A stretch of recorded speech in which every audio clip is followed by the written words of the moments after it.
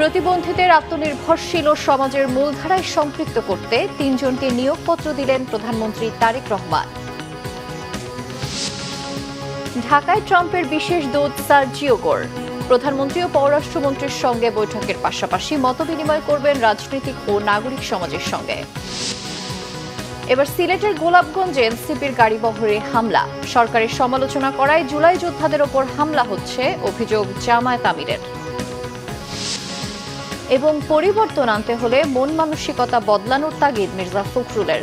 স্বাধীনতার চেতনা বাস্তবায়ন হয়নি বলেই জুলাই, বললেন তথ্যমন্ত্রী। দেখছিলেন সংবাদ শিরোনাম, এবারে বিস্তারিত। কর্মসংস্থানের মাধ্যমে প্রতিবন্ধী ব্যক্তিদের আত্মনির্ভরশীল করে তোলা এবং সমাজের মূলধারায় সম্পৃক্ত করার লক্ষ্যে ৩ জনের হাতে নিয়োগপত্র তুলে দিলেন প্রধানমন্ত্রী তারেক রহমান। সকালে সচিবালয় মন্ত্রিপরিষদ বিভাগের নিজ কার্যালয়ে প্রবেশের সময় তাদের হাতে নিয়োগপত্র তুলে দেন প্রধানমন্ত্রী। নিয়োগপ্রাপ্ত ৩ জন হলেন গাইবান্ধার সাঘাটা উপজেলার আয়েশা আক্তার, সিরাজগঞ্জের কামারখন্দ উপজেলার নীলা খাতুন এবং নড়াইল সদর উপজেলার মোহাম্মদ হাসমত আলী।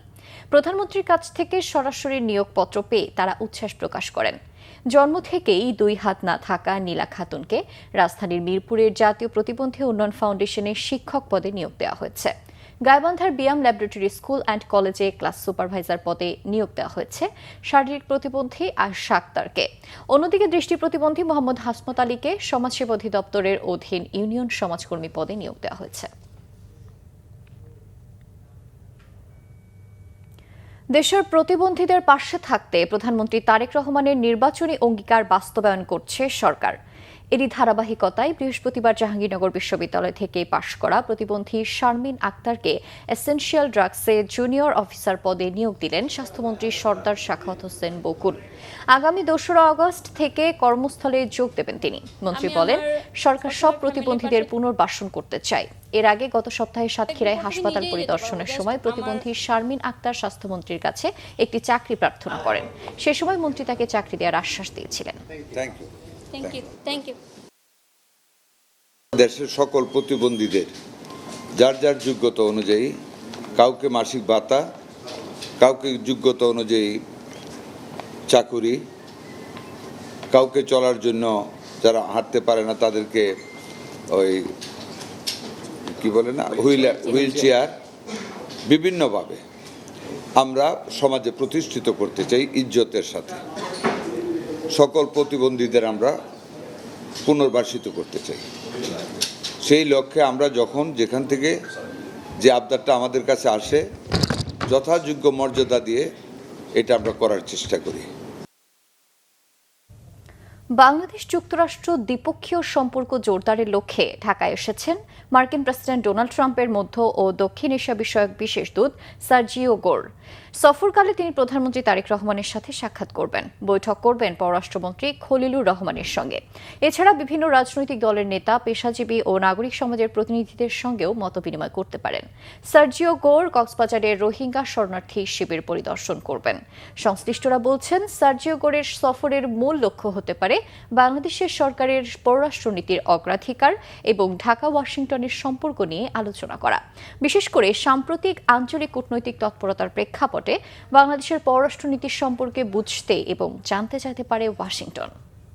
এদিকে হবিগঞ্জের পর এবার সিলেটের গোলাপগঞ্জে জাতীয় নাগরিক পার্টি এনসিপির গাড়ি বহরে হামলা হয়েছে। দুপুরে 2:30টার দিকে উপজেলার চৌমোহনীতে পৌরসভার গেটের সামনের রাস্তায় এই ঘটনা ঘটে। এদিকে দুপুরে শাহজালাল বিজ্ঞান ও প্রযুক্তি বিশ্ববিদ্যালয়ে আলোচনায় এনসিপির নেতারা বলেন, জুলাই শহীদদের হত্যার বিচার নিশ্চিতের পাশাপাশি রাষ্ট্রের প্রয়োজনীয় সংস্কার শেষ করতে হবে। সিলেট থেকে সহকর্মী দীপু সিদ্দিকের রিপোর্ট, ক্যামেরায় ছিলেন মোহাম্মদ আজমল আলী। হবিগঞ্জের পর এবার সিলেটের গোলাপগঞ্জে জাতীয় নাগরিক পার্টির গাড়িবহরে হামলা হয়েছে। বৃহস্পতিবার দুপুর 2:30টার দিকে উপজেলার চৌমোহনীস্থ পৌরসভার গেটের সামনের রাস্তায় এই ঘটনা ঘটে। এ সময় গাড়িতে ছিলেন এনসিপির উত্তরাঞ্চলের মুখ্য সংগঠক সার্জিস আলম ও সংরক্ষিত নারী আসনের সংসদ সদস্য মাহমুদা আলম মিতু। এদিকে সার্জিসের গাড়িবহরে হামলার ঘটনায় ক্ষোভ প্রকাশ করেছেন এনসিপির আহ্বায়ক নাহিদ ইসলাম। তার অভিযোগ, ফ্যাসিস্ট সরকারের মতোই আচরণ করছে বর্তমান সরকার। সিলেট শাহজালাল বিজ্ঞান ও প্রযুক্তি বিশ্ববিদ্যালয়ে আলোচনা সভার শেষে সাংবাদিকদের প্রশ্নের জবাবে তিনি এসব কথা বলেন। আমরা আমাদের নিরাপত্তার প্রতিটি ক্ষেত্রে আমরা স্থানীয় প্রশাসন, আমরা আইজিপি সবাইকে অবহিত করেই সব জায়গায় যাচ্ছি। গতকালকে যখন হবিগঞ্জে এই ধরনের ঘটনা হচ্ছিল তখন আমরা জানিয়েছি। আজকে গোলাপগঞ্জে কিন্তু তারা বলেছিল কোনো কিছু হবে না, সম্পূর্ণ নিরাপত্তা থাকবে, সেখানেও গাড়িতে হামলা হয়েছে। তাহলে সরকার সংস্কার চাচ্ছে না, সরকার কোনো ধরনের গণতান্ত্রিক পরিবর্তন করতে দিবে না এবং কোনো রাজনৈতিক শক্তি নতুন করে উত্থান ঘটুক সেটাও চাচ্ছে না। একইভাবে পুরনো কায়দা বিরোধী দলকে আক্রমণ করা হচ্ছে, হামলা করা হচ্ছে। জুলাই হত্যার বিচার, রাষ্ট্র সংস্কার এবং রাজনৈতিক সহিংসতা বন্ধের দাবি জানিয়েছেন এনসিপির নেতারা। প্রশ্ন তুলেছেন রাজনৈতিক কর্মসূচিতে নিরাপত্তা ও প্রশাসনের ভূমিকা নিয়ে। Bangla vision news desk.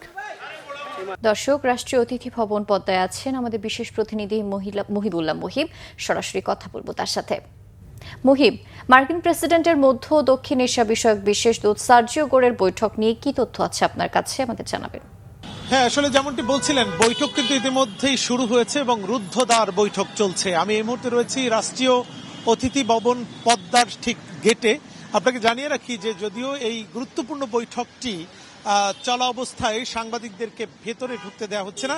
গণমাধ্যম কর্মীরা কিন্তু এই রাষ্ট্রীয় অতিথি ভবন পদ্মার ঠিক সামনেই আমরা অপেক্ষা করছি এবং বৈঠক শেষে আনুষ্ঠানিকভাবে বাংলাদেশের পররাষ্ট্র মন্ত্রণালয় এবং এই যে বাংলাদেশে যিনি এসেছেন মার্কিন প্রেসিডেন্টের মধ্য দক্ষিণ এশিয়া বিষয়ক বিশেষ দূত সার্জিও গোর, তার পক্ষ থেকে বা তিনি সাংবাদিকদের সাথে কথা বলবেন কিনা সেটির অপেক্ষায় মূলত রয়েছে। আপনি নিশ্চয়ই জানেন যে বাংলাদেশের যুক্তরাষ্ট্র সঙ্গে যে দ্বিপাক্ষিক সম্পর্ক সেটি জোরদার করার লক্ষ্যেই তিনি বাংলাদেশে এসেছেন মার্কিন প্রেসিডেন্টের বিশেষ দূত হিসাবে এবং তার সঙ্গে কিন্তু আজকে প্রধানমন্ত্রী তারেক রহমানের সঙ্গে বৈঠক করার কথা ছিল। সেই বৈঠকটি আপাতত হয়নি। রাত 11টায় তো এই মুহূর্তে বাংলাদেশের পররাষ্ট্রমন্ত্রী ডক্টর খলিলুর রহমানের সঙ্গে বৈঠকটি চলছে। বিশেষ করে বাংলাদেশের সঙ্গে যে মার্কিন যুক্তরাষ্ট্রের ব্যবসায়িক সম্পর্ক এবং অন্যান্য কূটনৈতিক সম্পর্ক সেই বিষয়গুলো নিয়ে মূলত আলোচনা হচ্ছে এবং এই সম্পর্ক কিভাবে ভবিষ্যতে আরও সুন্দর এবং গতিময় করে তোলা যায় সেই সব বিষয়গুলো নিয়ে কিন্তু দুই পক্ষ থেকে আলোচনা চলছে। এছাড়াও কিন্তু বিশেষ করে বাংলাদেশের সঙ্গে যে ব্যবসায়িক চুক্তি বা সেই চুক্তি বাস্তবায়নের পাশাপাশি বাংলাদেশকে কি কি ধরনের সহায়তা যুক্তরাষ্ট্র থেকে আদায় করা যায় সেই বিষয়গুলো কিন্তু গুরুত্ব পাচ্ছে এবারের বৈঠকে। তো এই ছিল আমার কাছে রাষ্ট্রীয় অতিথি ভবন পদ্মায় যে বাংলাদেশের পররাষ্ট্রমন্ত্রী ডক্টর খলিলুর রহমানের সঙ্গে মার্কিন প্রেসিডেন্টের বিশেষ দূত সার্জিও গোর, তার সঙ্গে এই দ্বিপাক্ষীয় বৈঠকের সার্বিক পরিস্থিতির তথ্য। মুহিব, অসংখ্য ধন্যবাদ আপনাকে। দর্শক, এতক্ষণ রাষ্ট্রীয় অতিথি ভবন পদ্মা থেকে আমাদের সাথে যুক্ত ছিলেন মুহিবুল্লাহ মুহিব। বিএনপি মহাসচিব মির্জা ফখরুল ইসলাম বলেছেন, সরকার পরিচালনায় 4-5 মাস হলেও কোথাও কাঙ্ক্ষিত পরিবর্তন হয়নি, আগের মতোই ঘুষ ফন্দি ফিকির চলে। একমাত্র প্রধানমন্ত্রী তারেক রহমান আশা জাগাচ্ছেন পরিবর্তনের। এজন্য সকলকে নিজ নিজ অবস্থান থেকে পরিবর্তনের আহ্বান জানিয়েছেন তিনি। আর তথ্যমন্ত্রী জহিরুদ্দিন স্বপন মুক্তিযুদ্ধের মতো জুলাই চেতনা বিক্রি না করতে হুঁশিয়ারি দিয়েছেন। বিস্তারিত সৈকত সাদিকের প্রতিবেদনে। জুলাই উপলক্ষে চলচ্চিত্র ও প্রকাশনা অধিদপ্তর আয়োজিত আলোকচিত্র প্রদর্শনী ও আলোচনা সভায় অংশ নেন স্থানীয় সরকার মন্ত্রী মির্জা ফখরুল ইসলাম আলমগীর, তথ্যমন্ত্রী জহিরুদ্দিন স্বপন ও অন্যান্য গণমাধ্যম ব্যক্তিত্বরা। অনুষ্ঠানে প্রধান অতিথির বক্তব্যে জুলাই শহীদদের আকাঙ্ক্ষা বাস্তবায়নে সমাজ ও মন মানসিকতা পরিবর্তনে জোর দেন মির্জা ফখরুল ইসলাম আলমগীর। পরিবর্তনের জন্য প্রধানমন্ত্রী তারেক রহমানের ভূমিকাও তুলে ধরেন তিনি। এখন আমরা যদি এই মূল্য দেওয়াটাকে ধারণ করতে না পারি, সেটাকে সামনে রেখে যদি আমরা আপনার পরিবর্তনের চেষ্টা না করতে পারি, তাহলে তো আপনার এই মায়ের এই অশ্রুধারা, বেড়ে রক্তস্রোত এমনি এমনি হারিয়ে যাবে। কথাগুলো বলছি অনেক কষ্টে। আমার এই 4-5 মাসের মন্ত্রিত্বের অভিজ্ঞতা আপনার একটু বলা দরকার। আমি দেখছি যে কিছুই বদলায়নি। একইভাবে আপনার যারা ঘুষ খেত তারা ঘুষ খাওয়ার ফন্দি বিক্রি করছে, একইভাবে যারা আটকে দিত ভালো একটা কাজকে আটকে দিচ্ছে, একইভাবে ওই যে আমি বললাম যে আপনার ভোট পাল্টে দিয়ে চলে আসছে, এখন আপনার দেহে বিকাম হরিয়ার দিন দা পোপ, ওরাই এখন অনেক বেশি আপনার জুলাই যোদ্ধা হয়ে গেছে। তথ্যমন্ত্রী জহিরুদ্দিন স্বপন বলেন, স্বাধীনতা যুদ্ধই জুলাই আন্দোলনের উৎস। ভবিষ্যতে বাংলাদেশের রাজনীতিতে এই কথা স্মরণ রাখতে হবে। আজ আমরা জুলাই এই শহীদকে স্মরণ করার সময় আমাদেরকে খুব স্পষ্টভাবে বুঝতে হবে, স্বাধীনতা যুদ্ধের পরে যুদ্ধের চেতনাকে প্রতিষ্ঠিত করার বদলে যারা যুদ্ধের প্রকল্পকে ব্যবসার প্রকল্প হিসাবে ব্যবহার করেছিলেন, আমরা জুলাইকে নিয়ে যেন তেমনি কোনো একটি লাভজনক প্রকল্পের কোনো উদ্যোগ তাকে দেখতে না পাই। পরিষ্কার থাকতে হবে, স্বাধীনতা যুদ্ধের অনির্বাণ চেতনাই জুলাইয়ের চেতনার মধ্যে এখন নিহিত এবং ভবিষ্যতেও বাংলাদেশের রাজনৈতিক প্রক্রিয়াকে একথা স্মরণ রাখতে হবে। 24শে জুলাই আন্দোলনের পটভূমি ফ্যাসিবাদ পতনে জুলাই যোদ্ধাদের অবদান তুলে ধরেন শহীদ পরিবারের সদস্য ও অন্যান্য সিনিয়র সাংবাদিকরা। যে আকাঙ্ক্ষার বাংলাদেশ আমাদের শহীদরা দেখেছে, আমাদের আহতরা দেখেছে, আমাদের প্রত্যেকটা আন্দোলনকারীরা দেখেছে, সেই স্বপ্নের বাংলাদেশ বর্তমান সরকারের হাত ধরেই গঠন হবে। সৈকত সাদিক, বাংলা ভিশন, ঢাকা। শিক্ষামন্ত্রী ডক্টর আ.ন.ম এহসানুল হক মিলন বলেছেন, খেলাধুলাকে পেশা হিসেবে অন্তর্ভুক্ত এবং যুব সমাজকে খেলাধুলার মাধ্যমে দক্ষ মানব সম্পদে রূপান্তর করা হবে। চট্টগ্রাম প্রেস ক্লাবে মিনিস্টার্স গোল্ড কাপ জাতীয় ফুটবল প্রতিযোগিতা 2026 উপলক্ষে সংবাদ সম্মেলনে তিনি একথা বলেন। এহসানুল হক মিলন বলেন, দেশব্যাপী 1,60,00,000 শিক্ষার্থী এই প্রতিযোগিতায় অংশ নেবে। আগের স্কুল ভিত্তিক প্রতিযোগিতাগুলোর সাথে মিনিস্টার্স গোল্ড কাপ জাতীয় ফুটবল প্রতিযোগিতা শিক্ষার্থীদের আরও উৎসাহিত করবে। বিএনপি সরকার নির্বাচনী প্রতিশ্রুতি অনুযায়ী ট্যালেন্ট হান্ট স্কিম চালু, স্পোর্টস ইকোনমির সম্প্রসারণ করা এবং আনন্দময় শিক্ষা নিশ্চিত করবে বলেও জানান মন্ত্রী। আমাদের অঙ্গীকারের মধ্যে রয়েছে শিক্ষা প্রতিষ্ঠানে ট্যালেন্ট হান্ট স্কিম চালু, সুপ্ত প্রতিভা বিকাশের পথ উন্মুক্ত করা, নারী ক্রীড়ার বিরুদ্ধে নিরাপত্তা ও সুযোগ বৃদ্ধি করা, স্পোর্টস ইকোনমি সম্প্রসারণ করা, আনন্দময় শিক্ষা নিশ্চিত করা, যুব সমাজকে খেলাধুলার মাধ্যমে সুস্থ ও দক্ষ মানব সম্পদে পরিণত করা। রংপুর নগরীতে বাড়ি নির্মাণের নকশা অনুমোদনে চরম ভোগান্তিতে সেবা প্রার্থীরা। প্রায় 2.5 বছর ধরে 2,500-এরও বেশি নকশার আবেদন ফাইলবন্দি থাকায় আটকে আছে নতুন ভবন নির্মাণের কাজ। সিটি কর্পোরেশন ও নগর উন্নয়ন কর্তৃপক্ষ বলছে ভিন্ন ভিন্ন কথা, দিচ্ছে নানা অজুহাত। শাহনওয়াজ জনের ক্যামেরায় রংপুর থেকে জুয়েল আহমেদের রিপোর্ট। কোথাও বাউন্ডারি, কোথাও বা শুধু ওয়াল তৈরিতে থমকে গেছে নগরবাসীর স্বপ্নের বাড়ি নির্মাণ কাজ। আবেদনকারীদের অভিযোগ, সব শর্ত পূরণ করেও মিলছে না অনুমোদন। এতে সময় ও অর্থ দুদিকেই ক্ষতির মুখে তারা। নিয়ম মেনে, সরকারের আইন মেনে, সমস্ত পে অর্ডার দিয়ে সরকারে ফি জমা দিয়ে তারা অনুমোদনের অপেক্ষায় ছিল যে কবে অনুমোদন পাবো। আজ 2 বছর হয়ে গেল, এখন পর্যন্ত মানুষগুলো অনুমোদন পায়নি। সবার ক্ষতি হচ্ছে। আমরা যারা ডেভেলপার ব্যবসায়ী, তারা আমরা আগে যে ল্যান্ড প্ল্যান পাস করছিলাম সেই কাজগুলো আমরা শুরু করতে পারছি, সেলসে যেতে পারছি, কিন্তু আমরা এই আড়াই বছরে যে সমস্ত প্রজেক্টটা ধরছি, এটা আমরা একটাও না ওয়ার্কে যেতে পারছি, না আমরা সেলসে যেতে পারছি। যত তাড়াতাড়ি সম্ভব এই রংপুর উন্নয়ন কর্তৃপক্ষকে সচল করে আমাদের যে প্ল্যান পাসগুলো দীর্ঘদিন থেকে আপনার জটলার কারণে আটকায় আছে, এই জট খুলে আপনার প্ল্যান পাসগুলো দিবে। এখানে জনবল দেয়া হোক এবং রংপুরের মানুষের ভোগান্তি দূর হোক, অতি সত্বর জন্য এই ব্যবস্থাটা আমাদের গ্রহণ করা হয়। সিটি কর্পোরেশনের দাবি, আবেদন যাচাই বাছাই এবং রংপুর উন্নয়ন কর্তৃপক্ষ গঠন প্রক্রিয়ায় জটিলতার কারণে অনুমোদন দেরি হয়েছে। যে অ্যাপ্লিকেশনগুলো জমা পড়ে আছে সেই অ্যাপ্লিকেশনগুলো আমরা নিষ্পত্তি করতে পারছি না বা প্ল্যানের অনুমোদন দিতে পারছি না। প্ল্যানগুলো, নকশাগুলো অনুমোদন না হওয়াতে নাগরিকদের যে দুর্ভোগ হচ্ছে সেই বিষয়টাও ওনারা বিবেচনা করে খুব দ্রুততার সাথে এটি সম্পন্ন করবেন। যদি ওনাদের কোনো কারণে সময় লাগে, সেটি যদি ওনারা আমাদেরকে বলেন, সেই ক্ষেত্রে আমরাও দিতে পারি। নগর উন্নয়ন কর্তৃপক্ষ দিচ্ছে জনবল সংকটের অজুহাত। নগরবাসীর সহযোগিতা পেলে দ্রুত নকশা অনুমোদন সহ উন্নয়ন কার্যক্রম স্বাভাবিক করার আশ্বাস তাদের। রংপুর শহরে আমাদের এই পাবলিক রিলেটেড যে কাজগুলো হবে, সেই কাজগুলো আমরা ন্যায় বিচার প্রতিষ্ঠা করব। যেমন কোনো প্ল্যান পাস করতে নিয়মের মধ্যে, আইনের মধ্যে যদি থাকে, কোনো ব্যক্তির প্ল্যান পাস করতে 5 পয়সাও কেউ ঘুষ নিতে আমার কোনো স্টাফ পারবে না। পরিসংখ্যান বলছে 2.5 বছরে সিটি কর্পোরেশন নকশা অনুমোদনে 3 কোটি টাকা রাজস্ব বঞ্চিত হয়েছে, আর থমকে গেছে 1000 কোটি টাকার উন্নয়ন কাজ। জুয়েল আহমেদ, বাংলা ভিশন, রংপুর। জনবল সংকট দূর করতে সরকার স্বাস্থ্য খাতে বেশি বরাদ্দ দিয়েছে, এই তথ্য জানিয়েছেন দুর্যোগ ব্যবস্থাপনা ও ত্রাণমন্ত্রী আসাদুল হাবিব দুলু। রংপুর মেডিকেল কলেজ হাসপাতালে ব্যবস্থাপনা কমিটির সভাপতি হিসেবে আলোচনা সভা শেষে সাংবাদিকদের এসব কথা বলেন মন্ত্রী। উত্তরের 4 কোটি মানুষের চিকিৎসার ভরসা স্থল রংপুর মেডিকেল কলেজ হাসপাতালে আগামী 2 মাসের মধ্যে 10টি আইসিইউ শয্যা বৃদ্ধি, কেবিন সংকট দূর করা, হাসপাতালে ওষুধ ও যন্ত্রপাতির সরবরাহ, নিরাপত্তা জোরদার করা সহ নানা সংকট মোকাবেলার আশ্বাস দেন মন্ত্রী। রংপুর উন্নয়ন কর্তৃপক্ষের চেয়ারম্যান শামসুজ্জামান শামু, রমেক হাসপাতালের পরিচালক ব্রিগেডিয়ার জেনারেল আশিকুর রহমান, কলেজের অধ্যক্ষ অধ্যাপক ডাক্তার আনোয়ার হোসেন, 2 সংসদ সদস্য মাহবুবুর রহমান বেলাল ও অ্যাডভোকেট রেজেকা সুলতানা ফেন্সি সহ অনেকেই এ সময় তার সাথে ছিলেন।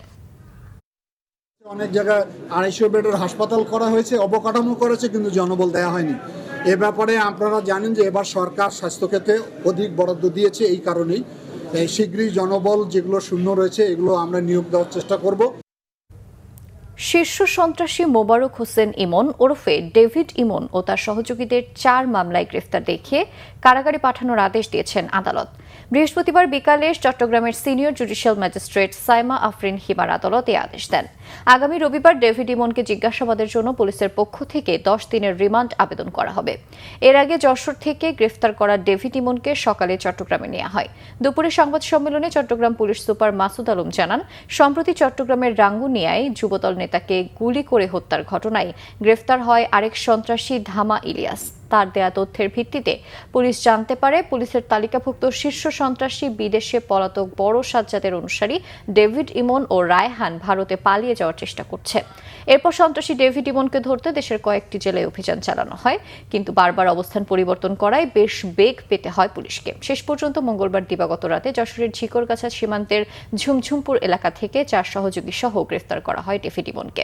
তার বিরুদ্ধে একাধিক হত্যা, চাঁদাবাজি ও অস্ত্রবাজির অন্তত 13টি মামলা রয়েছে। এদিকে পলাতক রায়হানকে ধরতে পুলিশের তৎপরতা অব্যাহত রয়েছে বলে জানিয়েছে পুলিশ। পাবনার আটঘরিয়ায় সেপটিক ট্যাঙ্ক থেকে স্কুল শিক্ষিকার মরদেহ উদ্ধার করেছে পুলিশ। উপজেলার একদন্ত এলাকায় গতরাতে এই হত্যাকাণ্ড হয়। পরে খবর পেয়ে সকালে ঘটনাস্থলে গিয়ে শিক্ষিকা গীতা রানীর মরদেহ উদ্ধার করে পুলিশ। তিনি একদন্ত বারুইপাড়া গ্রামের নন্দু দাসের স্ত্রী এবং চাচকিয়া ব্র্যাক স্কুলের শিক্ষিকা ছিলেন। আটঘরিয়া থানার ভারপ্রাপ্ত কর্মকর্তা নাজমুল হক বিষয়টি নিশ্চিত করেন। তাকে শ্বাসরোধে হত্যা করা হয়েছে বলে প্রাথমিকভাবে ধারণা তাদের। এদিকে স্থানীয়রা জানায়, সকালে গীতা রানীকে ঘরে না পেয়ে আশেপাশে খোঁজ করেন তারা। এক পর্যায়ে সেপটিক ট্যাঙ্কে শিক্ষিকার মরদেহ দেখতে পেয়ে পুলিশে খবর দেয়। তবে কী কারণে এই হত্যাকাণ্ড হয়েছে তা উদ্ঘাটনে তদন্ত সহ দোষীদের আটকের চেষ্টা চলছে বলে জানিয়েছে পুলিশ। প্রায় 4.5 বছর বন্ধ থাকার পর দিনাজপুরের হিলি স্থলবন্দর দিয়ে আবারও ভারত থেকে পাথর আমদানি শুরু হয়েছে। গত 3 দিনে এই বন্দর দিয়ে ভারত থেকে 53টি ট্রাকে প্রায় 2014 মেট্রিক টন পাথর আমদানি হয়। প্রথম দিনে মেসার্স ম্যাক্স ইনফ্রা নামে একটি আমদানিকারক প্রতিষ্ঠান ভারতের বিহারের পাকুড় থেকে প্রায় 1000 মেট্রিক টন পাথর আমদানি করে। এই পাথর ঢাকা সিলেট মহাসড়ক নির্মাণ কাজে ব্যবহার করা হবে বলে জানান আমদানিকারকরা। ভারতে পার্কিং চার্জ বৃদ্ধি ও ওভারলোডিং বন্ধ সহ নানা জটিলতায় 2022 সালে হিলি বন্দর দিয়ে ভারত থেকে পাথর আমদানি বন্ধ হয়ে যায়। ব্যবসায়ীদের আশা, কাস্টমসের সহযোগিতা অব্যাহত থাকলে আগামীতে এই বন্দর দিয়ে পাথর আমদানির পরিমাণ বাড়বে। মধ্য আমেরিকার অ্যাভোকাডো বা মাখন ফল চাষে বেশ সফল চট্টগ্রামের পাহাড়ি এলাকার বাণিজ্যিক কৃষি উদ্যোক্তারা। তারা বলছেন, বিদেশ থেকে আমদানি করা নাশপাতি ও পেয়ারার মতো লম্বাটে এই ফলটি ব্যাপক হারে চাষ শুরু হলে আমদানি কমবে, সাশ্রয়ী হবে বিপুল বৈদেশিক মুদ্রার। স্থানীয় কৃষি বিভাগেরও একই মত। চট্টগ্রাম থেকে নাসির উদ্দিনের তথ্যচিত্র নিয়ে ডেস্ক রিপোর্ট। প্রতিটি গাছে থোকায় থোকায় ঝুলছে সবুজ অ্যাভোকাডো ফল। মাখনের মতো নরম ও স্বাস্থ্যকর চর্বিযুক্ত এই ফলকে মাখন ফলও বলে। মেক্সিকো এবং মধ্য আমেরিকার অ্যাভোকাডো একটি পুষ্টি সমৃদ্ধ দামি ফল। সবুজ এই ফলটির ত্বক পুরুত্ব ঘন, ভেতরে মাঝখানে বড় একটা বীজ। ফলটি সালাদ, জুস, সবজি, স্যান্ডউইচে ব্যবহার করা হয়। নামি দামি সুপার শপগুলোতে অ্যাভোকাডোর কেজি 800 থেকে 1000 টাকা। চট্টগ্রামের কয়েক ব্যবসায়ী ও কৃষি উদ্যোক্তা বিদেশ থেকে এর বীজ ও চারা এনে রোপণ করে সাফল্য পেয়েছেন। কলমের চারা রোপণ করলেও 2 বছরের মধ্যে আসে ফল। বেশ ভালো উৎপাদন। অ্যাভোকাডো এটার একটা ফুড ভ্যালু অনেক বেশি হাই। আমরা চাচ্ছি এটা বাংলাদেশে সুদূরভাবে প্রসারিত করতে। ভালো ফলন পাচ্ছি আমরা কৃষি বিভাগের সহায়তায়। আমরা আরো বেশি চারা রোপণ করার চিন্তা ভাবনা আছে। এই ফলটি বিমানবন্দর দিয়ে আমদানি বেশি হয় বলে জানান কৃষি কর্মকর্তারা। এটা পুরুষ গাছ, স্ত্রী গাছ, এটাকে এ টাইপ বা বি টাইপ গাছ বলা হয়। তো এই দুইটা গাছ মেনটেন করে আমরা গবেষণা চালাচ্ছি এবং এর একটা ভালো সম্ভাবনা বাংলাদেশে দেখতে পাচ্ছি। অদূর ভবিষ্যতে এই ফলটা অ্যাভেলেবল হবে বাংলাদেশে এবং বাংলাদেশের মানুষ কিন্তু প্রচুর পরিমাণে পুষ্টি পাবে। এটা আমদানি যেহেতু এটা দূর দেশ থেকে আমদানি করা হয়, সময় বেশি লাগার কারণে আসলে ফলটা খুব বেশি দিন ভালো থাকে না। সুতরাং আমি মনে করি যে যদি বাংলাদেশে যদি উৎপাদন করা যায় তাহলে আমাদের দেশের মানুষের পুষ্টি প্লাস চাহিদা মেটানো অনেক সহজ হবে। অ্যাভোকাডো ফলে রোগ ব্যাধি কম হয়। চাষ করতে হয় উঁচু জায়গা ও বেলে দোআঁশ মাটিতে। এর চাষ বাড়লে দেশের আর্থসামাজিক উন্নয়ন হবে বলে আশাবাদী কৃষি বিভাগ। Bangla vision news desk. দেশের বিভিন্ন জায়গার আরো কিছু খবর নিয়ে দেখুন ডেস্ক রিপোর্ট। এনসিপি দেশে নতুন বন্দোবস্তের রাজনীতির কথা বলে ভণ্ডবস্তের রাজনীতি করছে বলে মন্তব্য করেছেন প্রধানমন্ত্রীর রাজনৈতিক সহকারী রাশেদ খান। সকালে ঝিনাইদহে জেলা প্রশাসক মিলনায়তন কক্ষে সরকারি কর্মকর্তাদের সাথে মতবিনিময় সভা শেষে তিনি একথা বলেন।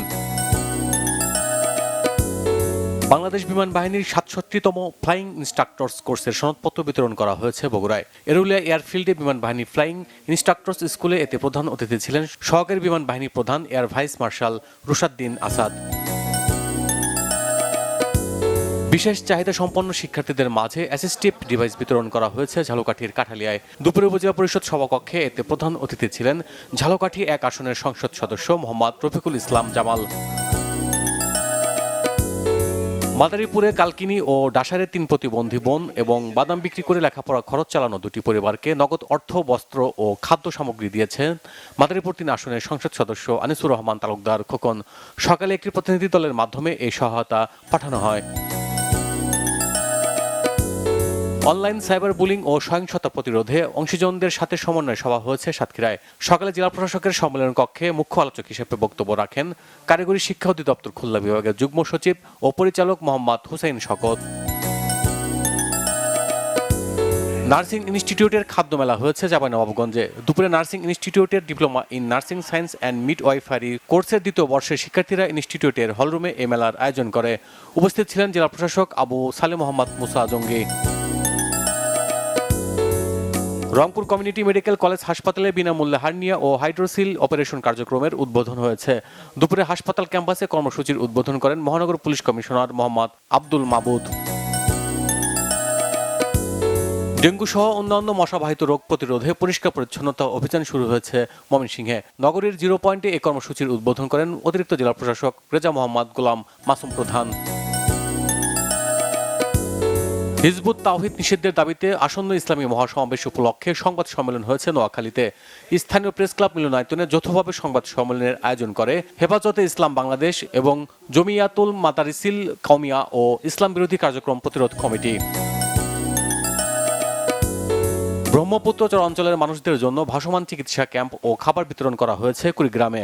এক্স নটরডেমিয়ান ওয়েলফেয়ার ফাউন্ডেশনের উদ্যোগে হৃদরোগ, পেটের পীড়া, চর্মরোগ, মেডিসিন ও ডায়াবেটিস সংক্রান্ত 2 শতাধিক রোগীকে প্রয়োজনীয় পরামর্শ ও ওষুধ সহ স্যানিটারি উপকরণ দেওয়া হয়। Bangla vision news desk. সংবাদ শেষ করব, শিরোনামগুলো আরেকবার জানি। প্রতিবন্ধীদের আত্মনির্ভরশীল ও সমাজের মূলধারায় সম্পৃক্ত করতে 3 জনকে নিয়োগপত্র দিলেন প্রধানমন্ত্রী তারেক রহমান। ঢাকায় ট্রাম্পের বিশেষ দূত সার্জিও গোর প্রধানমন্ত্রী ও পররাষ্ট্রমন্ত্রীর সঙ্গে বৈঠকের পাশাপাশি মতবিনিময় করবেন রাজনৈতিক ও নাগরিক সমাজের সঙ্গে। এবার সিলেটের গোলাপগঞ্জে এনসিপির গাড়ি বহরে হামলা, সরকারের সমালোচনা করায় জুলাই যোদ্ধাদের ওপর হামলা হচ্ছে, অভিযোগ জামায়াত আমিরের। এবং পরিবর্তন আনতে হলে মন মানসিকতা বদলানোর তাগিদ মির্জা ফখরুলের। স্বাধীনতার চেতনা বাস্তবায়ন হয়নি বলেই জুলাই, বললেন তথ্যমন্ত্রী। এই ছিল এখনকার মতো, পরের সংবাদ সন্ধ্যা 7:30টায় দেখার আমন্ত্রণ রইল। এছাড়া বাংলাদেশের সংবাদ ও সংবাদ সংশ্লিষ্ট অনুষ্ঠান দেখতে ভিজিট করুন www.bpnews24.com ও facebook.com/banglavishnewse এবং সাবস্ক্রাইব করুন youtube.com/banglavishnewse। এতক্ষণ সাথে থাকার জন্য ধন্যবাদ।